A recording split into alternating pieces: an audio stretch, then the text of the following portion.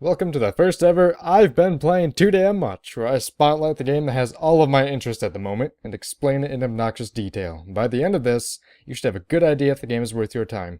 And no, it's not a review, because I'm not calling it one. And you can't make me. So what am I going to kick off this series with? What the hell have I been playing too much of lately? Well, the answer is, of course, Warframe. Warframe? What's that? Warframe is Digital Extreme's free-to-play co-op shooter that's currently available on PC in open beta form, and will be launching with the PS4. What about the Xbox One? Warframe's strength is in its combination of movement, shooting, and hack-and-slash melee mechanics, and the way you seamlessly transition between them. But what makes it truly great is that they're backed up by an almost Diablo-style loot, fast, and numbers game that allows you to tailor your characters and weapons to the playstyle you prefer. I hope there's no damn auction house. Warframe is basically a sci-fi dungeon crawler. The majority of your time will be spent blazing through a series of linear missions assembled from rearranged copies of rooms with various A to B and wave defense objectives against one of the three enemy factions.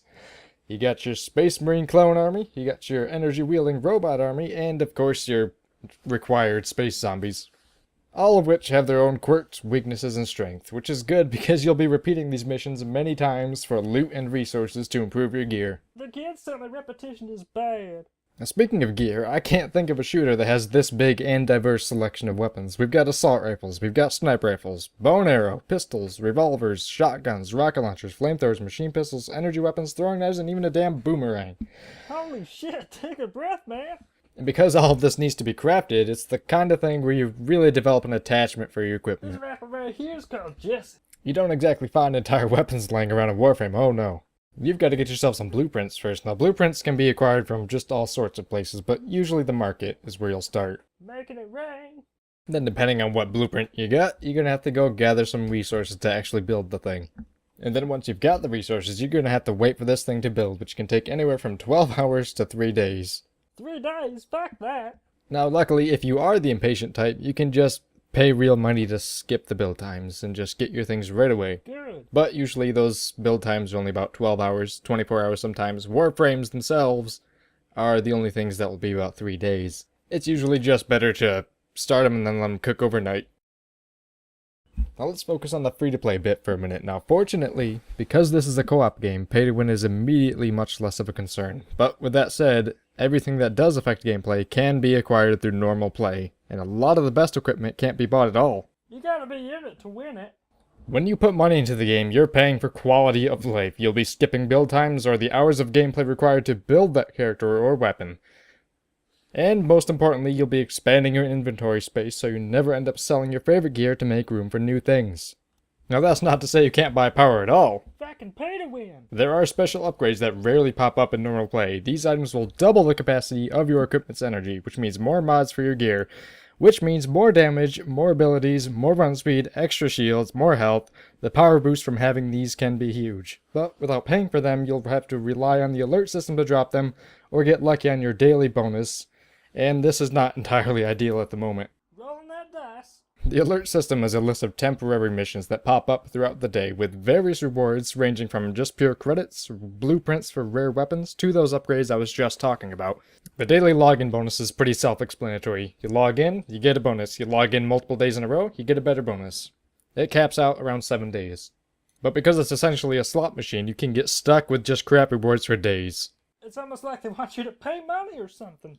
Now all of this gear contributes to the power gap, and Warframe does a fantastic job of making you feel like you've progressed from a confused infant ninja to a one-man army demigod of war. And it's not just the numbers game that will make you feel like you've progressed, it's the subtleties in the controls and mechanics that you just do not pick up on right away. You'll go from scrambling between cover to stay alive, to launching yourself through the air and planting a giant golden scythe into a space marine's back. Holy shit. And then shooting all of his friends as they stand in awe of that sick move he just pulled off. And the best part is that very little of this is automated. The mechanics all come together in a way that lets you combine melee, guns, and powers to take on the environment and enemies in dozens of different ways, and all of them are awesome. It's like the opposite of a great pre-rendered trailer showing you things you can't really do in the game. With Warframe, the trailer only shows you the basics. The basics of kicking ass. Now, unfortunately for those who have achieved demigod status, there isn't a lot in the game that can challenge you right now. In fact, the only thing that will come close to putting me on edge is the later waves of the endless wave defense missions, because those scale the enemies up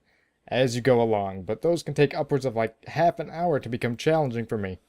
That's a lot of essentially grind time to finally start being able to play the game. On the upside, there is a big effort from the devs to improve this problem, and new, more difficult missions are added all the time. Get on my level. Warframe also includes a fairly well-featured clan system that allows the clan to pool their resources together to build their own clan hangout and unlock clan-only weapons. Thankfully, these requirements scale to allow small clans to build their own dojo as well, so starting a clan of just a handful of your friends is perfectly viable. This hall you're seeing right now, for instance, was built with just 3 people. Which way to the research labs? And here's where reviewing a not entirely finished game starts to fall apart, so that's why I'm not calling this a review. Now, there are quite a few areas of the game that aren't really running all that well. And with the peer-to-peer networking setup, the host machine can take a bit of a frame rate hit, and unfortunately, low frame rates do affect your weapon's rate of fire and melee swing speed, but like I said, the game is not finished, and honestly, I don't think it's anything to worry about. Because here's the really good part, and the reason I went from skeptic to full-on take my money support. DE has been extremely good at supporting the game with regular updates, including livestream shows where the devs personally answer player questions. Things like that are why I have no doubt that Warframe will outgrow its issues, and I can't help but fully recommend you download it and drop at least $5 if you have even the slightest interest in what you've seen here. The only recent game with this level of support that I can think of was BioWare's work with Mass Effect 3's co-op mode. Hell, I've been writing, recording, and putting this together. A new weekend event started up, and after the hundreds of hours I've played, I can't help but want to boot it up and play a bit more. So I'll see you guys the next time I put way too much time into a game. This has been the first ever FlipFox. I've been playing too damn much, and I'm gonna go play some more Warframe. I'll see you guys later.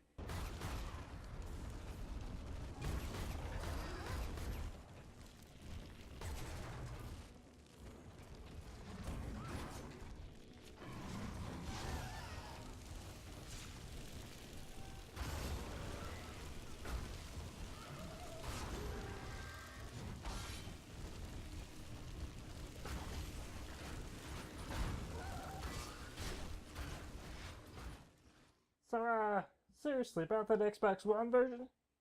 Well, Microsoft just allowed self-publishing, so I'm just assuming that it is going to be in the Xbox One. Kick ass.